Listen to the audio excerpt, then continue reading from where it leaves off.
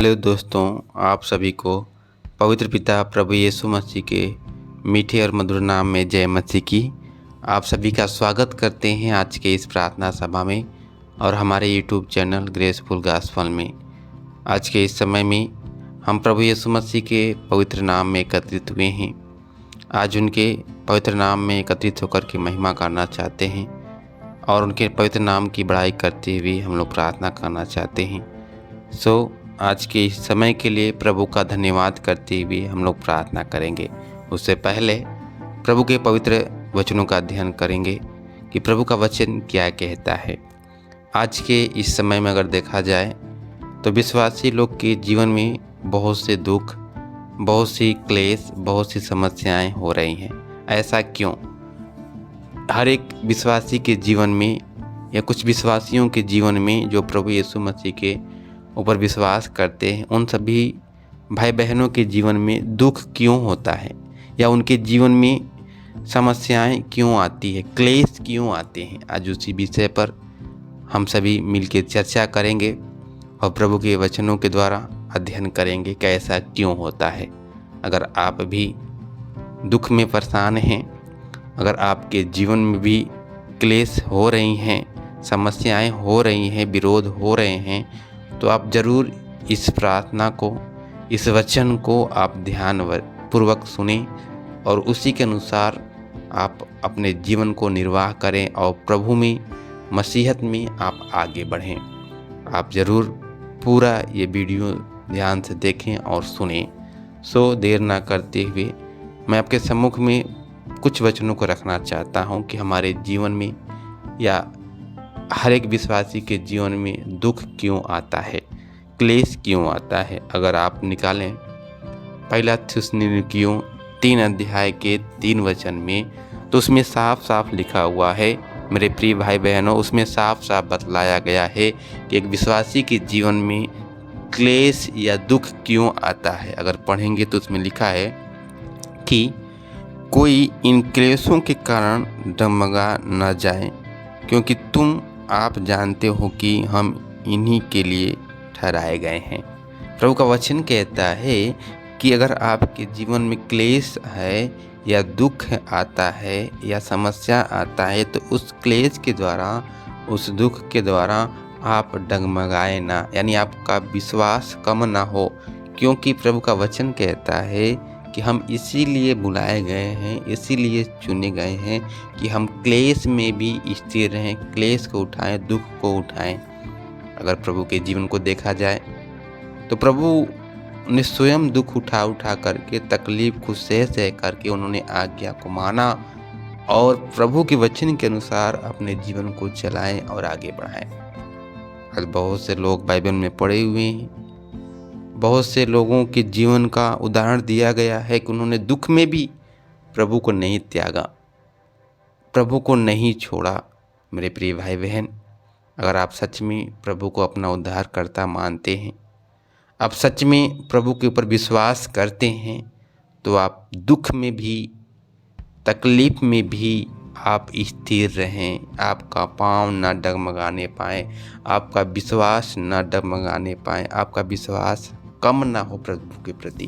क्योंकि प्रभु का वचन कहता है कि जो दुख आता है, तकलीफ आता है, इसीलिए आता है कि हम उसी के लिए चुने गए हैं। इसलिए प्रभु का वचन कहता है कि इन क्लेशों के कारण, मेरे प्रिय भाई बहन, प्रभु का वचन कहता है कि इन दुख के कारण आप डगमगाए नहीं, क्योंकि हम सभी, वो प्रत्येक व्यक्ति जो प्रभु के ऊपर विश्वास करता है, उसी के लिए बुलाए गए हैं कि हम दुख में भी स्थिर रहें। इसलिए प्रभु का वचन कहता है कि आप दुख को सहते हुए, तकलीफ को सहते हुए आप प्रभु में बने रहें और आगे बढ़ें।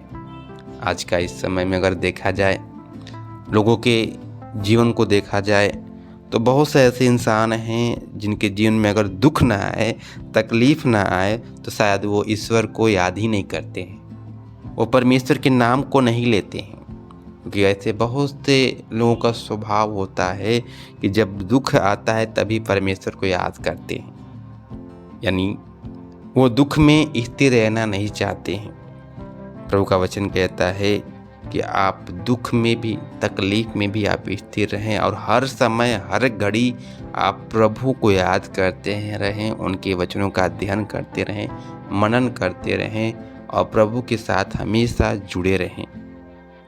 क्योंकि बहुत से लोग ऐसे हैं कि अगर इंसान के जीवन में क्लेश न आए, दुख न आए, समस्या न आए तो वो परमेश्वर को नहीं जानते, ऐसा उनका स्वभाव हो जाता है। वो परमेश्वर को धीरे धीरे भूलने लगते हैं। हम सभी का ऐसा सोच, ऐसा विचार नहीं होना चाहिए। मेरे प्रिय भाई बहन, आप प्रभु के नाम में मरते दम तक, अंतिम घड़ी तक आप प्रभु को याद करते रहें और प्रभु में आप जुड़े रहें, बने रहें, चाहे क्लेश हो चाहे दुख हो। इसलिए हमारे आपके जीवन में दुख आता है, तकलीफ आता है कि हम क्या स्थिर रह सकते हैं, क्या अंतिम क्षण तक हम प्रभु में बने रह सकते हैं। क्योंकि प्रभु का साफ वचन कहता है कि इन क्लेश के कारण, यानी दुख के कारण आप ना गिरे, ना डगमगाए, आपका विश्वास कम ना हो। और आप जानते हैं, हम सभी जानते हैं कि हर एक मसीही भाई बहन के जीवन में सताव, समस्या, दुख, तकलीफ हमेशा आती रहता है, क्योंकि हम इसी के लिए बुलाए गए हैं। प्रभु का वचन साफ साफ कहता है, अगर आपके जीवन में दुख है, आपके जीवन में क्लेश है, तो उस दुख में, क्लेश में क्या करें? उसके लिए अगर आप प्रभु के वचन को पढ़ें, अय्यूब के जीवन के बारे में अगर हम लोग देखें तो वचन कहता है कि अय्यूब के जीवन में ऐसी समस्या अचानक आन पड़ी, ऐसी घटना, ऐसा क्लेश, ऐसा महादुख आया कि एक ही दिन में सब कुछ उनका नष्ट हो गया। फिर भी उन्होंने परमेश्वर के ऊपर दोष नहीं लगाया। आज अगर हमारे जीवन में छोटा सा भी तकलीफ आ जाए, मेरे प्रिय भाई बहन, कुछ समस्या आ जाए, तो कई बार हम सोचते हैं कि परमेश्वर क्या कर रहे हैं। हम प्रार्थना करते हैं, विनती करते हैं, फिर भी एक क्लेश में हमें क्यों डालें, तमाम तरह के दोषारोपण हम करने लगते हैं। मगर अय्यूब के जीवन को देखा जाए, जो परमेश्वर के भक्त थे, जो परमेश्वर के ऊपर अटल विश्वास करते हैं, उनके जीवन को देखा जाए तो वचन कहता है कि एक ही दिन में उनका सब कुछ नाश हो गया। फिर भी अपने स्वभाव के अनुसार, अपने मन में कुछ भी परमेश्वर के प्रति बुरा भला यानी दोषारोपण की बातें नहीं कही। ऐसा हमारा जीवन होना चाहिए। मेरे प्रिय भाई बहन, आप प्रभु के इन पवित्र वचनों के द्वारा आप सीख सकते हैं कि चाहे जो भी दुख आए, चाहे जो भी क्लेश आए, हम प्रभु के ऊपर कभी भी दोष ना लगाएं, कभी भी हम दोषारोपण ना करें और प्रभु के नाम में हम सभी बने रहें। बल्कि अगर दुख आता है तो इस दुख में आप परमेश्वर के नाम में स्थिर होकर के इस आनंद की बात आप समझें कि हम प्रभु के लिए दुख उठा रहे हैं, हम प्रभु में दुख उठा रहे हैं, हम प्रभु में क्लेश को सह रहे हैं। क्योंकि प्रभु का वचन कहता है, अगर हम लोग पढ़ें याकूब की पत्री 1 अध्याय के 2 वचन में, तो इसमें इस प्रकार से लिखा हुआ है, हे मेरे भाइयों, जब तुम नाना प्रकार की परीक्षाओं में पड़ो तो इसको पूरे आनंद की बात समझो। प्रभु का वचन कहता है कि आप जब नाना प्रकार की समस्या में, तमाम तरह के दुख में, क्लेश में आप जब पढ़ते हैं तो इसे आप आनंद समझे, क्योंकि उसका जो प्रतिफल आपको मिलने वाला है, आपके जीवन में आने वाला है, वो बहुत बड़ा है। इसलिए प्रभु का वचन कहता है कि आप क्लेश में भी स्थिर रहें, आप उस क्लेश को आनंद की बात समझें। आप प्रभु में हैं और आपके जीवन में दुख है, तो उस दुख के कारण आप परमेश्वर के ऊपर यानी प्रभु के ऊपर किसी भी रीति से आप दोष ना लगाएं, क्योंकि प्रभु का वचन साफ साफ बतलाया है और प्रभु के वचन में साफ साफ लिखा है कि हम इसीलिए बुलाए गए हैं। इसलिए मेरे प्रिय भाई बहन, आप दुख में स्थिर रहें और प्रभु में बने रहें।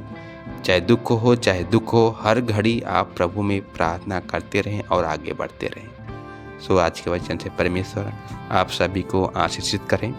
आइए छोटी सी प्रार्थना करें। पवित्र पवित्र पवित्र पवित्र सेनाओं के यहोवा परमेश्वर, अनुग्रहकारी दयालु परमेश्वर प्रभु जी, आज के इस समय के लिए प्रभु आपका धन्यवाद करते हैं राजा। सेनाओं के यहोवा परमेश्वर प्रभु जी, सच में प्रभु आपका महान वचन बतलाता है प्रभु कि एक विश्वासी के जीवन में या हम सभी के जीवन में जो दुख आता है, इस दुख में भी हम स्थिर रहें, क्योंकि हम इसीलिए बुलाए गए हैं प्रभु। आपने स्वयं प्रभु दुख को सह करके आज्ञा मानना सीखा और उसका प्रतिफल ऐसा हुआ प्रभु कि आप सारे मानव जाति के लिए, हर एक मनुष्य के लिए प्रभु आप उद्धार का कारण बन गए पिता। सेनाओं के वह परमेश्वर, अनुग्रहकारी दयालु परमेश्वर, आज हम सभी को हिम्मत या भरोसा दे। आज प्रत्येक भाई बहन को प्रभु आप भरोसा दें, हिम्मत दे, ताकि हम क्लेश में भी, दुख में भी हम प्रभु स्थिर रह सके और आपके ऊपर किसी रीति से पिता दोषारोपण ना करने पाए प्रभु। उसी के लिए प्रभु हम सभी की सहायता करें, मदद करें। और जो लोग प्रभु दुख में हैं, तकलीफ में हैं प्रभु, उस दुख को प्रभु वो दुख नहीं, आनंद की बात समझ करके प्रभु आपके नाम में विश्वास करके आगे बढ़ने पाए राजा। सेनाओं के वह परमेश्वर, आप हर एक जन के जीवन में अद्भुत काम करें और उस दुख का प्रतिफल जो आपकी ओर से मिलने वाला है प्रभु, हर एक जन के जीवन में आप प्रभु जरूर दीजिए। हर एक बात धन्यवाद करते हैं पिता और विश्वास करते हैं कि हमारी प्रार्थनाओं को आपने सुना पिता, आपका धन्यवाद करते हैं। आगे के समय आपके हाथ में अर्पण करके प्रार्थना यीशु मसीह के नाम में मांग लेते हैं पिता, आमीन।